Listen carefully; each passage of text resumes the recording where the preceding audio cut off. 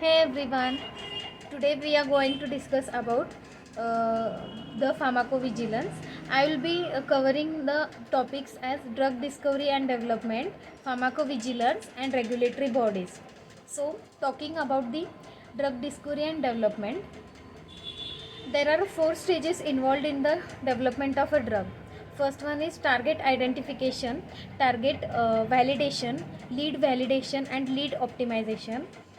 So while taking a detailed look about these four things, so first one is target identification, in which the disease or in which where you identify the disease. Second one, target validation. Here we get to know which organs are involved in the disease and what is the reason for the disease. Third one is target validation. So in this it is that where you identify a lead compound, that can be optimized into a drug lead. Then it last comes the lead optimization, where a lead compound is optimized and used into a new drug. Now coming towards the IND, it is investigational new drug application. So in this what is done, the preclinical trial results and the ethical committee clearance report is sent to the FDA, and after the FDA's approval, the clinical trials takes place. So in clinical trial, there are four stages or five stages involved in clinical trial. First is phase 0. In this, the microdosing system is used for the small number of people. Only the pharmacokinetic and pharmacodynamic effects of a drug has been studied in this phase. Now coming towards the phase 1, the normal 50 less than 50 normal healthy volunteers are taken, and the drug is given to check or determine the efficacy of drug. And the phase 2 trial has been conducted. In this, around 100 to 300 patients which are already having some kind of disease, or the target drug has been chosen for treat that disease, are taken, and the dose has been given to determine the any ADR of that drug, and efficacy of a drug is also checked in this. So when the phase 2 trials are successful, the phase 3 trial is coming. Before going towards the phase 3 trial, the phase 2 trial is also known as exploratory phase. So now coming towards the phase 3 trial, when phase 2 trial is successful, the phase 3 trial is conducted, and this is also known as the confirmatory phase. Here a large number of people are taken, and the drug is given to them to check the susceptibility of tolerance, any adverse reaction of a drug, and what is the efficacy of a drug is checked over here. And after completing this, the phase 4 comes along, and when phase 1, phase 2 and phase 3 trials have been done, then they are sent to the FDA, and after FDA's approval, the drug has been marketed. So after that, the phase 4 takes place, and that is also known as post marketing surveillance phase. In this, the pharmacovigilance team starts working over here, and any kind of ADR is reported from the physician or prescriber, or also the healthcare professionals.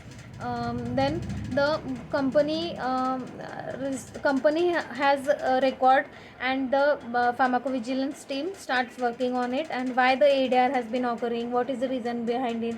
These are things are included in it. So now talking about the next thing is that, talking about the treatment IND. It is an emergency protocol where very patients come with a very rare kind of disease, and there is not a satisfactory or alternative treatment available in the hospital. So the hospital knows or the physician knows, for many time they are updated with the drugs and all, so they are in touch with the manufacturing companies, as the physician knows there is one kind of drug which is undergoing through the clinical trial. So the physician do mails or call to the manufacturer and tells them that we have one patient, and we know that your drug will be curable or preventive for his to treat his disease.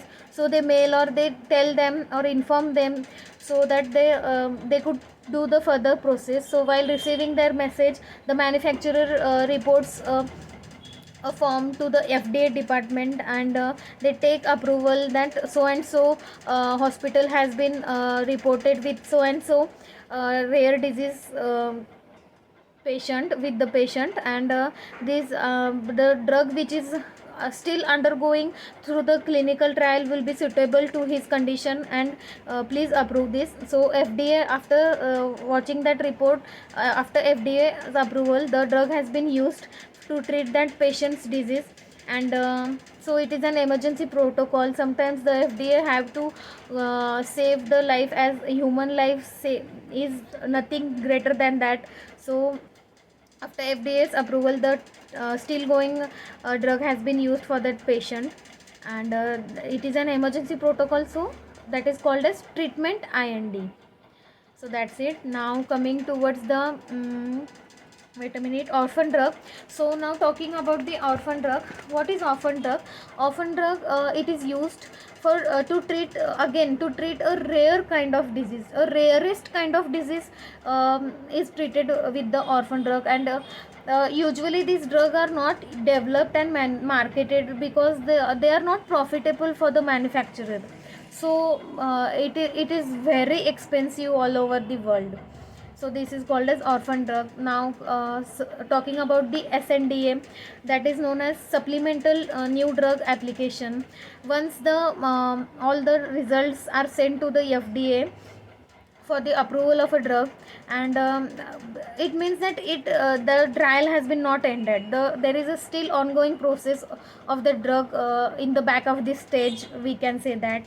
So any kind of changes or additional information is need to be added in that uh, NDA application. So supplemental new drug application has been attached. The changes or addition in the sense that change of labeling or change of the procedure or any kind of adverse drug effect is occurred, and what steps they are taking or what precautions they are taking, that kind of information has been added in that SNDA application.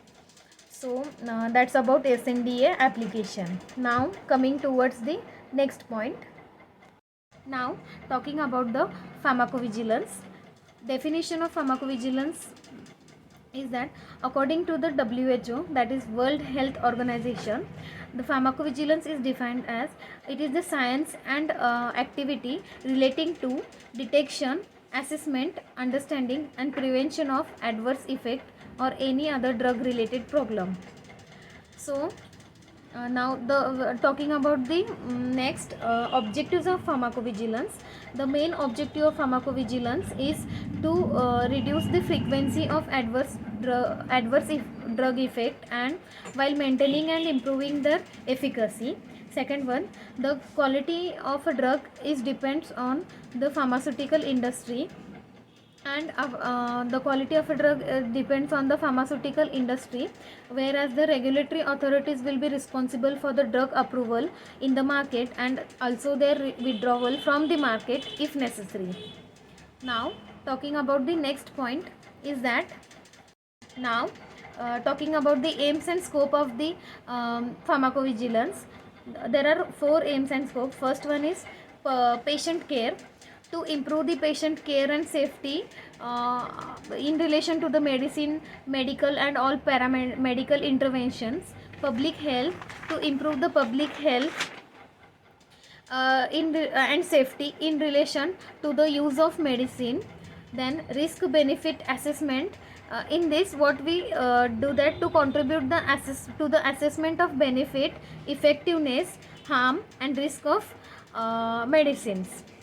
And last one is that communication, to promote understanding, clinical training and effective communication to the health care professional and the public has been given.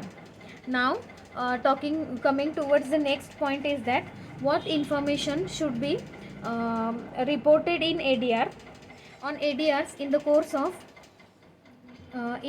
of use of a drug, in case from the drug overdose, abuse, misuse of a drug, or non-approved use of a drug. After that, even the ADR can be reported if the frequency of drug has been misplaced or mistaken by the patient itself. For example, the drug has been prescribed intravenously and the patient takes the drug subcutaneously. Even that kind of ADR can be recorded to the ICSR. Also, the drug abuse, overdose of a drug can be also taken or recorded as an ADR, as the patient can go through so many of things or side effects. Now coming towards the what needs to be reported in ADR for all new drugs,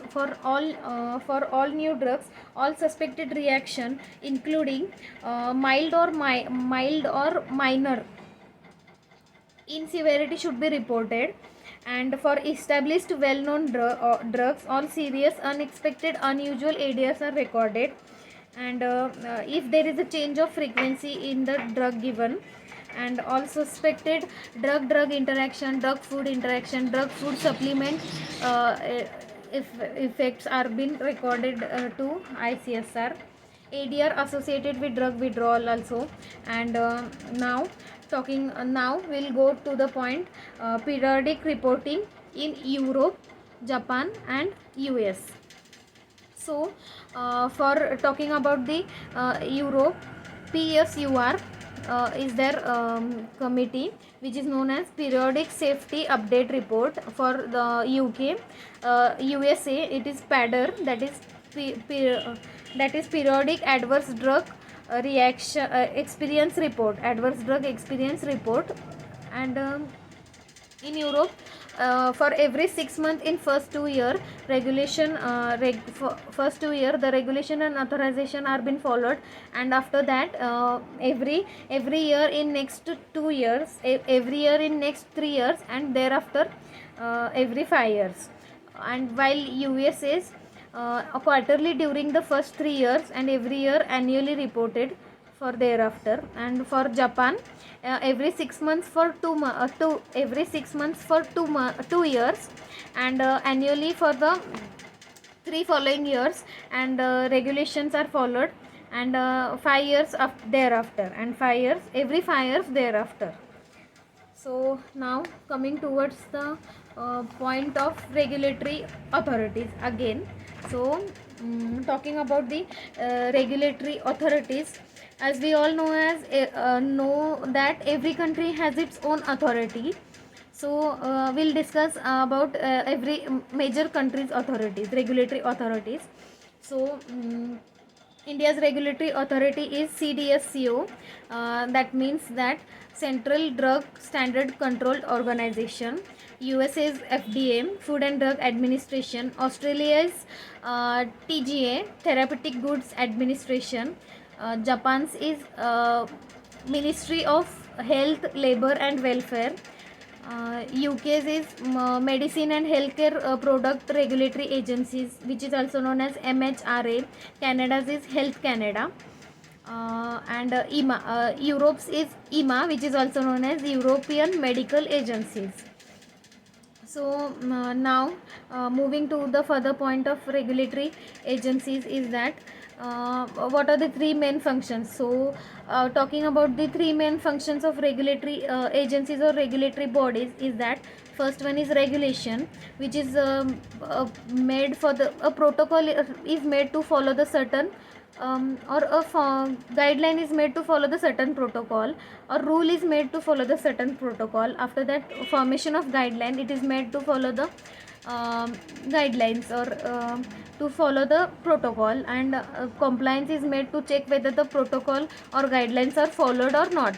So compliance is done in the 2 way. that is audit and inspection. In audit, what happens that the record has been checked and the action has been taken, or the maximum a period of time, that is 2 months of time, has given to that manufacturer company.